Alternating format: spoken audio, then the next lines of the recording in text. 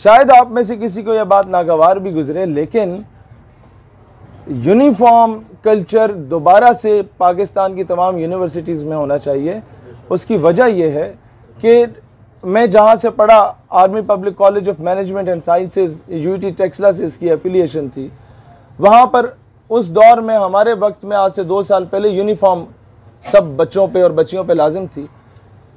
तो होता क्या था कि एक ही किस्म का लिबास होता था जो सारे पहन के आते थे, और उसने कई बच्चों का भरम रखा हुआ था। ये समझ रहे हैं आप? बच्चों से ज़्यादा, खासकर हमारी जो बहनें यूनिवर्सिटीज़ में पढ़ती हैं, जब वो हर दूसरे दिन नया लिबास पहन के नहीं जाती ना कोई खातून, तो बाकी ख़वातीन उनके साथ बैठने को तैयार नहीं होती। अच्छा, तुमने तो कल भी यही कपड़े पहने हुए थे, आज भी यही पहन के आ गई। लोग हकारत की निगाह से देखना शुरू हो जाते हैं।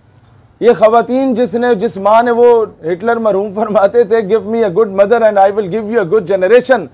वो माँ की तरबियत कैसी होगी जब वो जाके तालीम हासिल नहीं कर पाएगी, वो एहसास कमतरी का शिकार हो जाएगी।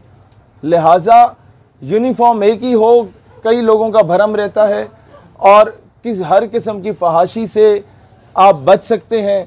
और दूसरी चीज़ ये है कि मुझे बहुत दुख होता है ये बताते हुए कि पाकिस्तान की कई ऐसी यूनिवर्सिटीज़ हैं जहां आप जिस किस्म का घटिया लिबास पहन के चले जाएं, आपको नहीं रोकेंगे। शलवार कमीज पहन के जाएं तो गेट पे रोक दिया जाएगा, ये क्या पहन के आ गए हो, this is not allowed over है। भाई इकबाल रहमतुल्लाह अलैह बार बार यही चीख के कहते थे कि यूरोप की गुलामी पे रजामंद हुआ तू, मुझको गिला तुझसे है, यूरोप से नहीं है। जब तक आप ये सीवी लेके अपना, मैंने बीएससी यहाँ से की, एमएससी यहाँ से की, मैट्रिक यहाँ से की, और मैं जनाब आपका नौकर बनना चाहता हूँ साहब, जब तक आप ये नहीं कहते कोई आपको नौकरी पे रखता है। और फिर भी वो सोचता है हाँ जी नंबर कितने थे, ये आता है वो आता है। फिर जब गुलामी के तकाजे पूरे करते हो तो 12-14 हज़ार की नौकरी पे रखा जाता है इंजीनियरिंग के बाद। इसी तरह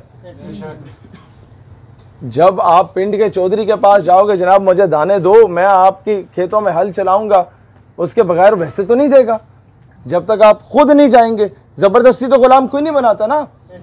तो जब तक डॉलर के एवज बेटियां नहीं बेचोगे, तब तक वो भी आपको गुलामी का सर्टिफिकेट नहीं देंगे।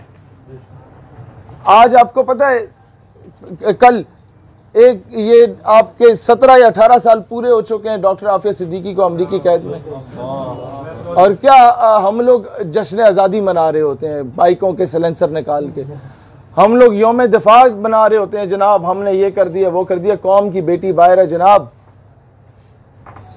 किस मुंह से यौम दिफा मनाएंगे? मैं आपको एग्जांपल दे देता हूँ। आपके पड़ोसी आके आपके घर पे हमला कर देता, आप रख के 2 चमाटे मार के वापस भेज देते हैं माजी में, और बाद में आपकी बेटी को कोई उठा के ले जाता है, और बेटी आपकी किसी और के पास है, आपके नहीं, लेकिन 40 साल पहले तो मैंने दुश्मन को मारा था, लिहाजा मैं तो ढोल पीटूंगा। ये अजीब तमाशे हैं। हम लोग उस दिन हकीकी मैनों में यौम दिफा मना सकेंगे जब वक्त के फ़िरौन को ललकारना सीखेंगे, जब हम उस दिन हकीकी मैनों में जश्न आज़ादी मनाना का हकदार होंगे, जिस दिन हम लोग अपने कश्मीरी भाइयों को नारों के अलावा या आधा घंटा खड़े होने के अलावा हकीकी मैनों में आज़ाद करके यहाँ ले आए होंगे।